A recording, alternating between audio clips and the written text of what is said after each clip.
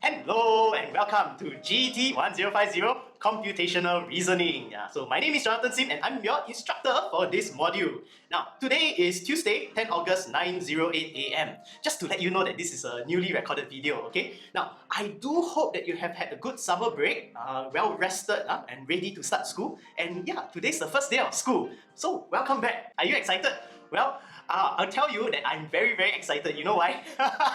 Because today is also the first day of school for me. What? I'm a freshie, not undergrad freshie. I'm actually starting my PhD today. Oh my gosh, yeah, I'm going to teach all 400 of you and while studying at the same time. Crazy, isn't it? Okay, I know some of you don't believe me, so I'll show you my metric card, okay? Ta-da! Can you see? This is the admit, right? 2021, 2022, sem 1. That's this semester lah, yeah? Look at this picture. Like macam businessman like that. I didn't want that photo. The studio photographer insisted I look like that. Okay, anyway.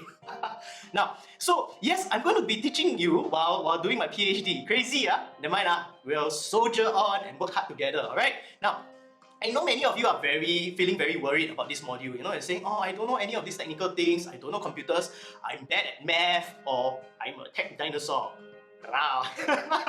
Well, don't worry, okay? I want you to know that I totally understand what you're experiencing, okay? Just so you know, I'm an arts person as well, philosophy, yeah, alright? So, this course is really by arts people, for arts people. Everyone in the teaching team, myself and all the TAs, teaching assistants, we're all arts people, okay? And like many of you, I'm also very, very bad at math. Every time I see numbers, the brain switch off.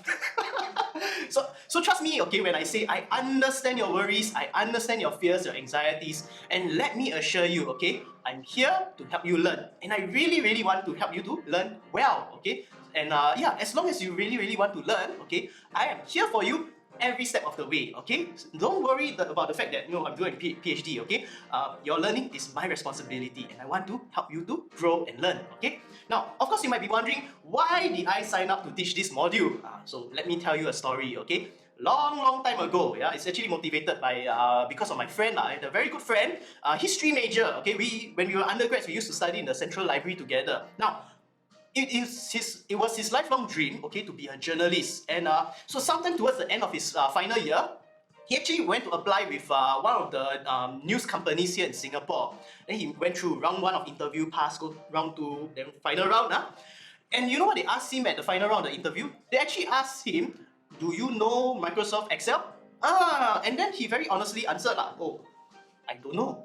And then they said, thank you very much, goodbye. And just like that, he's not a journalist anymore. Lifelong dream, dash. Very, very sad. I do know that many of us here, we might be very intimidated by all this technology and computer software and stuff like that. And I don't want what happened to my best friend, okay, to happen to you. I don't want your hopes, your dreams, your aspirations to be dashed just because you don't know how to use Excel or any of these things. So in this module, I really, really want to empower you with all these things, help you to excel.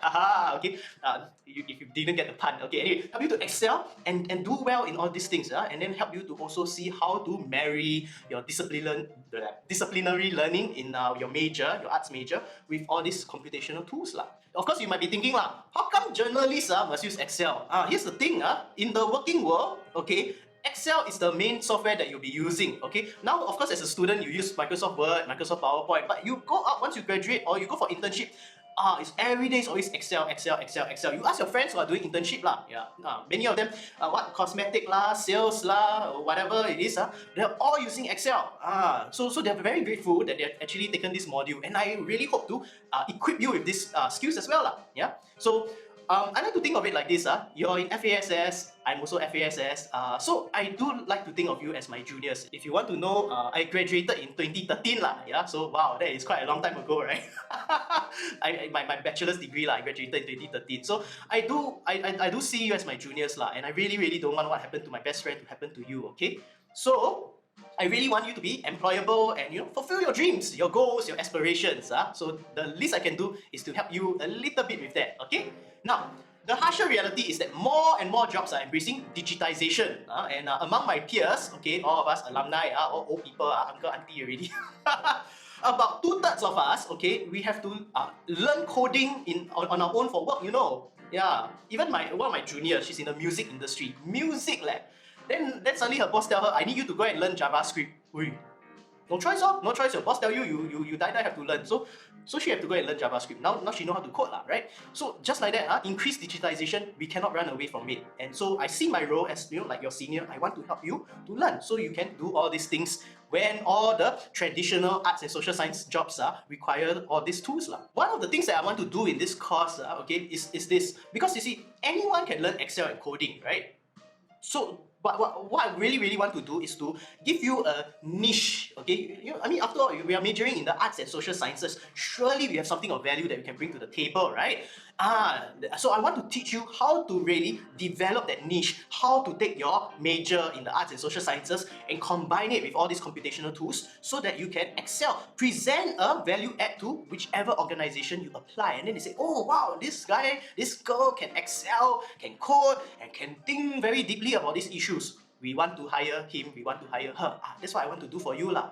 Okay, now you notice this module is called computational reasoning, right? I want to emphasize the reasoning component. That is really what makes us in the arts and social sciences very special lah. We know how to think critically, identify and challenge assumptions and status quo. So I want to empower you with that. Okay, yeah.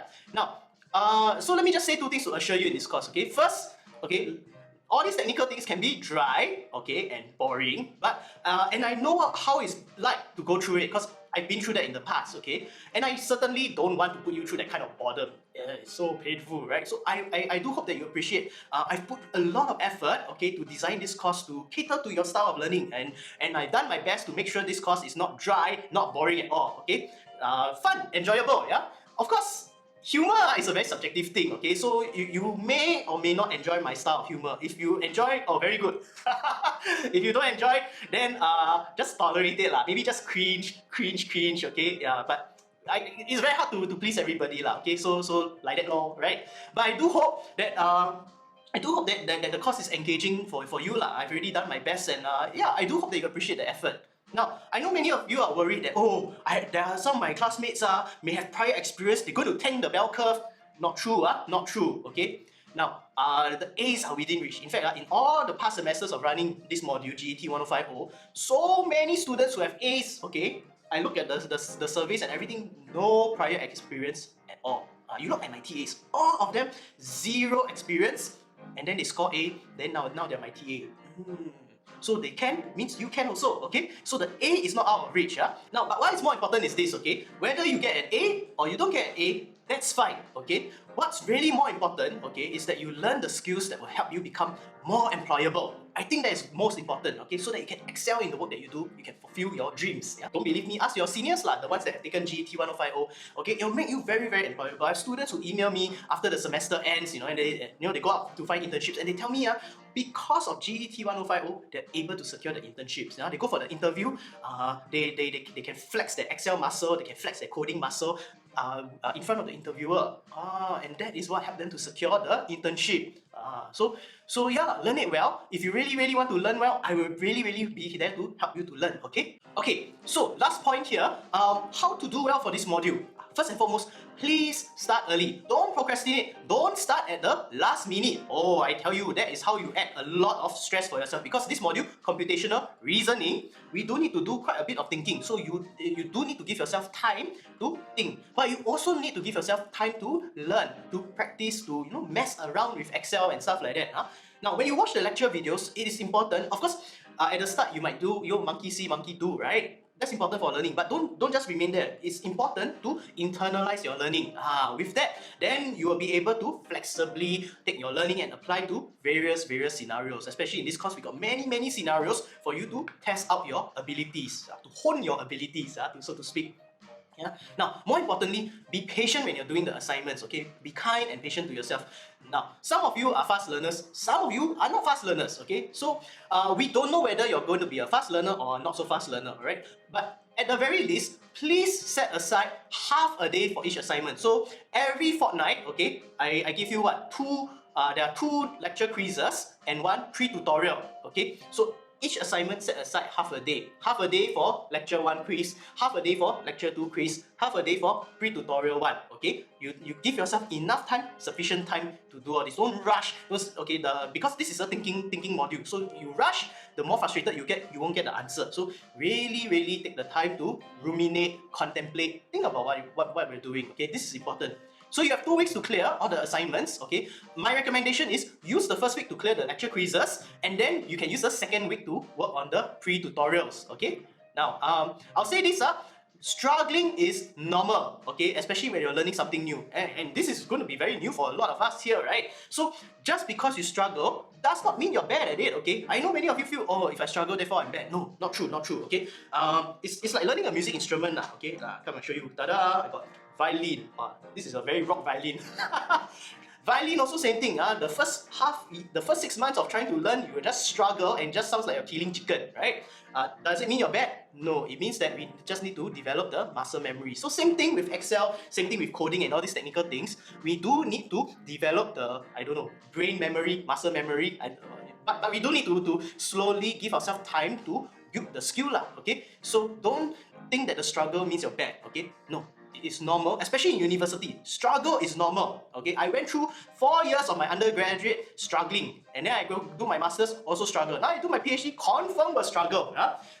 It's normal, it's part and parcel of learning, okay? Struggle, there's this term in education, productive struggle. Why is it productive? Because we are pushing boundaries. If you're learning and you're not struggling, there is something wrong. Yeah? That means you're not going out of your comfort zone, you're not pushing the boundaries, you're remaining where you are. And stagnation is never a good thing. Stagnation means you reach this peak, then you're going to go down. So we always need to struggle and push boundaries if you want to grow and improve. So that's important, okay? So don't feel bad about it. Take struggle in your stride. Don't panic because you're struggling, okay?